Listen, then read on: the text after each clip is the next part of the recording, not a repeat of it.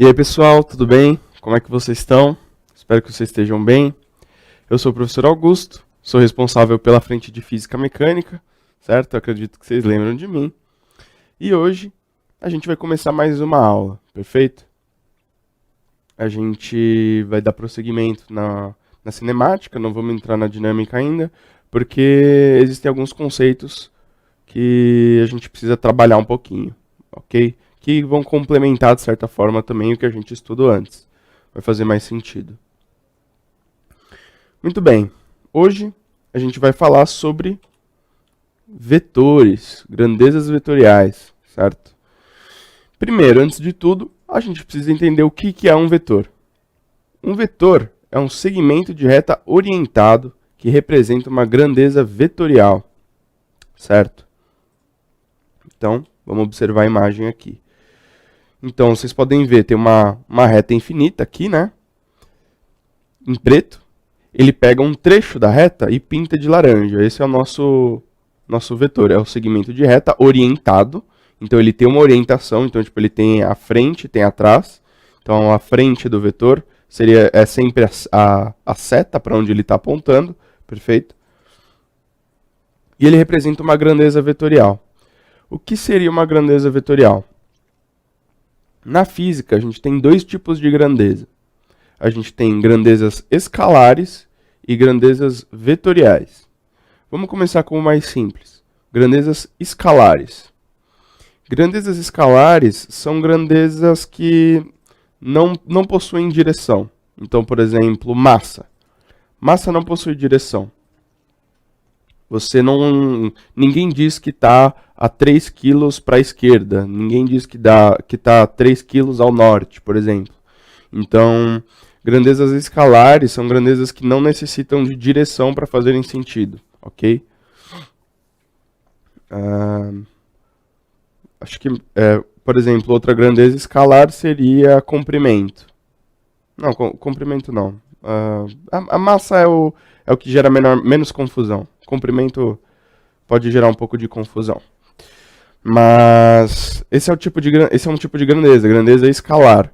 Por que escalar? Na matemática, principalmente de ensino superior, a gente chama números reais de escalares, ok?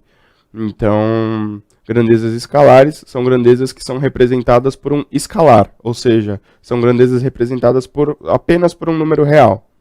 Beleza? Então, sempre que você pensar em grandeza escalar, você pensa em massa, por exemplo. Agora, uma grandeza vetorial é uma grandeza que ela precisa de três coisas. Ela precisa de módulo ou de intensidade, depende do livro que você lê, está escrito de jeitos diferentes, mas são a mesma coisa, então módulo ou intensidade, direção e sentido. Vamos ver com calma. O que é o módulo? Acompanha aqui na figura comigo. Módulo é o tamanho do meu vetor. Perfeito? Então, ele pode ser chamado de intensidade também, principalmente quando a gente estiver falando de forças, que elas são representadas por vetores, por flechinhas. A intensidade da força, ela é o módulo do vetor força, ok? Mas a gente vai ver isso com calma mais pra frente, só estou dando um toque para vocês já ficarem ligados. Ele precisa de uma direção. O que é direção? No nosso dia a dia, a gente trata a direção, por exemplo, como vertical, horizontal, ok? Então, são direções diferentes. Então, essa seria uma direção horizontal, e essa seria a outra direção vertical, ok? Essa seria a outra, a direção diagonal, sei lá, pode chamar do que você quiser. E sentido. Sentido não é a mesma coisa que direção, ok? São coisas diferentes. O que é sentido? Se a gente está tratando da direção, para o sentido fazer sentido, para o sentido fazer sentido é engraçado, mas é verdade. A gente precisa primeiro ter uma direção. Então, por exemplo, quando a gente estiver tratando da horizontal, aqui, a gente já tem uma direção pré-estabelecida, a gente pode falar de esquerda ou de direita, de ir para frente ou ir para trás, nessa minha reta aqui, certo? Porque a gente já tem a nossa direção pré-estabelecida. Por exemplo, na vertical, em outra direção, a gente vai ter o sentido positivo para cima, negativo para baixo. O sentido é para onde aponta a flechinha do meu vetor. e a direção é a reta em que o meu vetor se encontra. Beleza? Geometricamente é assim que a gente trata. Então, conforme eu falei para vocês, a gente dá uma revisada agora em grandezas escalares e grandezas vetoriais. Para caracterizar uma grandeza vetorial, a gente precisa de 3 elementos: módulo, direção e sentido. Então, sem nenhum segredo aqui, módulo seria a intensidade, que é o que? É o tamanho do meu vetor. Beleza? Se a gente for desenhar em escala, se o meu vetor tiver 3 centímetros, a intensidade do meu vetor é 3, por exemplo. Direção, lembra sempre vertical, horizontal. E sentido, é para onde a ponta da flechinha tá olhando. Beleza? Para caracterizar uma grandeza escalar, precisamos apenas de um número real e de uma unidade de medida. O exemplo clássico, massa. Então, a gente só precisa de um número real. Então, 55,7 quilos. Então, a gente tem um número real, 55,7, e a gente tem uma unidade de medida, quilos. Ok? Sem problemas aqui na grandeza escalar. Outro exemplo de grandeza escalar é resistência elétrica. Então, se você pegar o resistor, ele vai ter 100 ohms. Ele não vai ter 100 ohms para a esquerda, 100 ohms ao norte, 100 ohms ao sul. Certo? Mesma coisa com constante elástica da mola. Enfim, são grandezas que não precisam de direção para fazer sentido. Perfeito? Só precisam de um número real e de uma unidade de medida. Ok. Quando a gente estava tratando de grandezas escalares, sem se preocupar com os vetores, tal, a gente estava brincando lá só com os módulos, a gente somava e subtraía tranquilamente, como se fossem números reais. Só que dá para a gente fazer operações com vetores, ok? Como que a gente faz isso? A gente naturalmente vai ter adição, multiplicação de vetores e subtração também. Então, uma regra prática para você executar a adição de vetores graficamente, sem precisar fazer conta, é a regra do paralelogramo.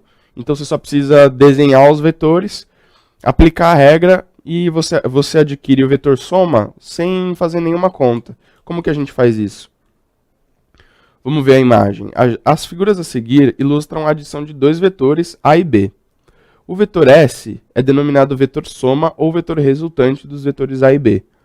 Então, vamos ver aqui, ó, na parte 1, a gente tem os vetores A e B. E aí o que a gente faz? A gente gruda eles, a origem dos dois, e desenha esse paralelogramo. Vocês podem ver na figura 2 que ele desenhou um paralelogramo ali. Então, o lado da direita ele é paralelo ao vetor, que seria o lado da esquerda, e em cima é paralelo ao embaixo. Perfeito? O paralelogramo normal vocês já conhecem. E aí você liga uma diagonal à outra do paralelogramo. E desenha partindo da origem dos dois vetores originais. O vetor resultante, que é esse vetor S, ele é o vetor soma. Então, a intensidade desses dois vetores vai dar a intensidade do vetor soma dependendo do ângulo. Vocês vão ver que tem um ângulo desenhado aqui, mas eu ainda não comentei sobre ele. Ele vai ser importante na hora de fazer as continhas. Mas sem fazer conta, a gente não precisa se preocupar com ele. É só ligar a origem até o outro lado do paralelogramo.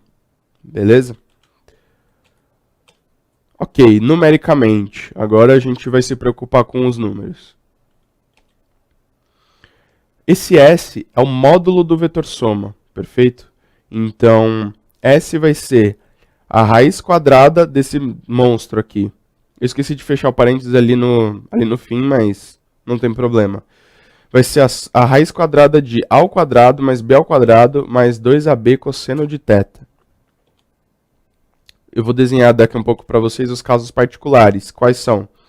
Os vetores possuem a mesma direção e o mesmo sentido, os vetores são perpendiculares entre si, e os vetores possuem a mesma direção, mas sentidos opostos. Eu vou desenhar cada caso para vocês verem como funciona. Então, a gente vai ter dois vetores aqui. a gente vai ter o vetor A. A gente sempre representa as grandezas vetoriais com o nome do vetor e uma flechinha em cima, perfeito? E a gente vai ter o vetor B aqui. Perfeito? E agora, a gente soma esses dois vetores através da regra do paralelogramo.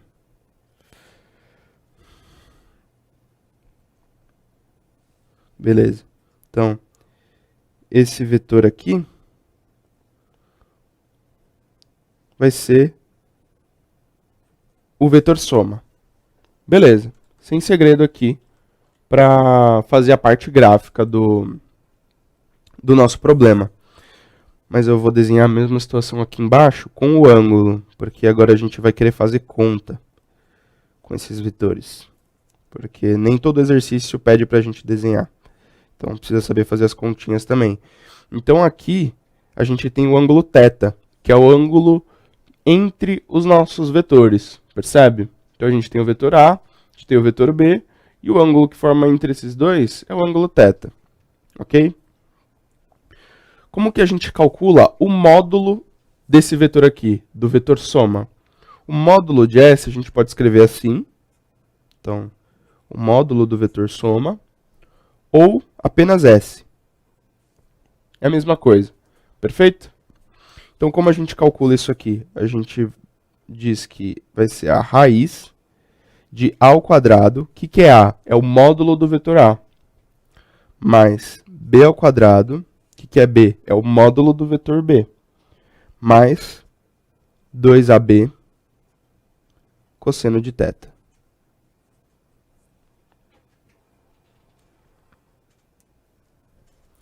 Ok. Essa é a fórmula geral para o cálculo do módulo do vetor soma. Mas agora a gente vai ver os casos particulares. Então, o primeiro caso particular é quando os vetores possuem a mesma direção e o mesmo sentido. Então, são vetores paralelos, porque eles possuem a mesma direção. Então, por exemplo, A e o mesmo sentido, B. Eles estão apontados para o mesmo lado, por assim dizer. Ok? Então, a gente tem A e B, mesma direção, porque eles são paralelos. Antes de tudo, alguém pode olhar esse desenho aqui e estranhar, falar, poxa, mas esses vetores eles não são paralelos, tá? Um na frente do outro. Então, os vetores, a gente pode brincar com eles e colocar eles onde a gente quiser, desde que a gente não gire eles, por exemplo. Então, eu escrever o vetor B desse jeito aqui, dá na mesma que escrever ele assim. Perfeito. Eles continuam sendo paralelos. E a direção dos vetores, a direção do meu vetor B e o sentido dele não foi alterada, nem o módulo, nem nada. Isso aqui são dois jeitos de representar a mesma coisa, ok? Então, os vetores eles são paralelos, ou seja, possuem a mesma direção e o mesmo sentido, eles estão apontados para o mesmo lado, ok? Como que a gente faz isso? Eu desenhei desse jeito para ficar mais simples de entender. O ângulo, dessa forma, qual que é o ângulo que está formado entre eles? É zero, certo? É como se um estivesse em cima do outro. Um está diretamente na frente do outro. Diferente do que acontece aqui. Imagina que eu pego o meu vetor A, que ele está apontando para cá, e eu deito ele assim. Ó. Então ele está na mesma direção do B e no mesmo sentido. Então, qual que é o ângulo que está aqui entre eles? 0 graus, perfeito? Só que o que acontece? A gente vai ter, nesse caso, que basta somar os módulos. Então, S, módulo de S, vai ser igual ao módulo de A, mais o módulo de B. Perfeito? Que seria A mais B. Por quê? Porque a gente vai ter que S é igual a raiz de A ao quadrado mais B ao quadrado mais 2 vezes A vezes B. Cosseno de θ, se o ângulo vale 0, quanto que vale θ? Minto, se o ângulo vale 0, quanto que vale o cosseno de 0? O cosseno de 0 vale 1, né? Então, vezes 1 aqui. A ao quadrado mais b ao quadrado mais 2ab. Quanto é isso? A gente pode escrever isso como um produto notável. Raiz de a mais b ao quadrado. Isso vai dar a mais b. Então, nesse caso, que os vetores eles estão na mesma direção e no mesmo sentido, o vetor soma é a soma do módulo, dos módulos de cada um, o módulo do vetor soma, né? Bom, eu vou tomar uma água aqui e eu já volto com os outros casos particulares.